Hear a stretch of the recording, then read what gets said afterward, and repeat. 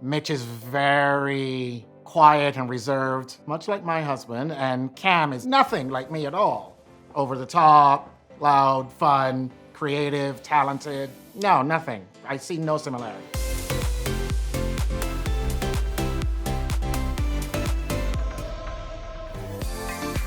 Parks and Rec, iconic. One of the best casts assembled for any TV show. And then to have a wedding in it that's so unique and so the couple, perfect. One of the things that you want to do is make sure that every single element of your day is infused with you. That's what makes weddings amazing. If they come to your wedding and everything is generic, the flowers were nice and the food was good, but they didn't feel you in it, you've missed the mark. This wedding hits it perfectly. You gotta love that Leslie, the character played by Amy Poehler, is literally wearing a dress with her name everywhere all around it, like created like she was on Project Runway. This is truly doing it your way. They've brought the indoors and outdoors together to make one moment. And we've had such a fun time doing that with other weddings. We've literally brought in 16-foot cherry blossom trees, full French gardens. If you are into the outdoors, make that happen. Ultimately, what you've done, it speaks to who you are as a couple and the things that you love the most. One of the really great things about an intimate wedding, and I actually had an intimate wedding, we had 25 guests at my wedding, was that you knew that everyone that was in the room was there for you and loved you and cared about you, and they didn't just come for the open bar. Of course, during the pandemic, lockdown phases, we saw a lot of intimate weddings, and they haven't gone away now that restrictions have lifted. People are still opting for some really beautiful, magical, intimate moments, because at the end of the day, you should craft the wedding you want the way you want. This wedding on Modern Family is, of course, very personal to me and one of my favorite moments on television, because it's a queer couple getting married on network television and being celebrated in their love with the people that they love. What an incredible moment to have his dad with him as he walks down the aisle to the person he loves. And if you know the show, you know that it took his dad a minute to get there and to celebrate the love and joy, which is perfectly fine. But to have this moment captured on television just makes me want to cry every single time. I love that their suits were slightly different on a gorgeous, gorgeous golf course overlooking a view. If you can get a view for your wedding, why not? It's amazing. No, I'm the best person. Let's talk about toast. As a wedding planner, when I'm sitting at the wedding and watching things happen by, I'm always nervous when the first person takes up the mic. So here's a great tip for you. Do your toast immediately after cocktail hour as soon as they walk into the reception space. They've only had a drink and a half at the most. No one's telling jokes about what happened in Cancun on spring break. You're safe, and it keeps it moving nice and easy. I think as perfect as this wedding is, as much as you can feel the love in the room and all the joy, I think for me, and of course having watched the show for years and knowing that they all have money, they could have done far more decor at the reception. Would have been just a little bit more fabulous. Oh, The Office. This is a good one.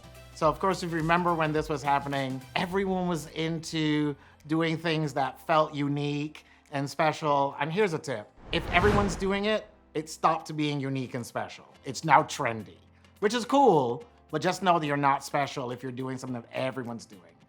This moment of the flash mob is so much fun, and it's even more fun because the bride and groom hated the idea of it so much. This is the point where literally you can see that she's just given in and said, go on, this day is more than about the two of us, it's about all of us. Go have the fun and get it done. And that's when you see some of the worst dancing you are ever gonna see on television, but it's so endearing that you can't help but love it. The part about this I absolutely love the most is that they knew their friends so well, and that they knew something crazy was gonna happen, that they actually got away and eloped and got married together in the most perfect way for the two of them. If you just want to make sure that you are calm on your wedding day and all of the nerves of actually getting married in front of all of these people and praying that they don't break out in crazy dance, you can go have a very quiet at City Hall or in your private place and just get it done. I love this moment when he literally falls over the pew. This is awesome. Raise your hand if you've ever had a drunk aunt fall at a wedding. I don't know that I would recommend getting married on a boat by Niagara to get soaked, but if it's for you, more power to you. I'm not coming. And you literally have a moment where everyone's having the best time. That's the best wedding. Friends. This is another great classic TV wedding. I have to confess, not one of my favorite shows. I've always been confused at how you can live in New York City and only have 6 white friends. I love their love. I think they belong together. But a lot of the wedding felt disconnected from the terms of what a real wedding could feel like. And before you start clickety-clacking on your keyboards, I do not hate the show. This wedding just wasn't one of the best that they could have done.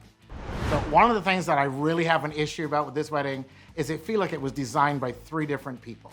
The florals that Courtney Cox's character has is very different from what the bridesmaids were carrying, which was completely different from the florals in the back of the room. It felt a little disjointed, which I guess kind of works because their relationship was kind of disjointed. From a real wedding and a fake wedding perspective, this one felt a little off the mark.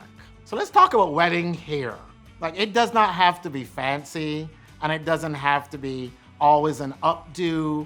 Any hairstylist and makeup artist will tell you that they can get you through your day with a style that works great. But in this case, I just kind of wish that she'd combed it. It looked a little disheveled. As TV kisses go, it's a pretty good kiss. One of the things I love about this, of course, is that they got a friend, no pun intended, to do their wedding ceremony. If you have some officiant that knows who you are and can talk about who you are as individuals and as a couple, it's magic. If you don't have one and you get one that you find through your wedding planner, make sure that you talk to them and they get to know you before the wedding day, because we want them to feel connected to you. We want them to feel a part of the moment. But having your friend do it, someone that loves you and cares about you, chef's kiss. And that's it for today's episode. How much fun was that? Now, this is a couple that will be married forever. Probably because if he tried to leave her, she would murder him. Of course they're gonna last. I mean, Mitch can't go anywhere. Cam's phenomenal.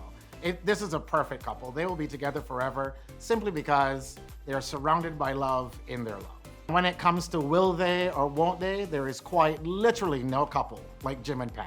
There is no doubt that at some point in their 50-year marriage, she will bury him under a kitchen floorboard, but they will be together for at least 50 years. We'll see you next time.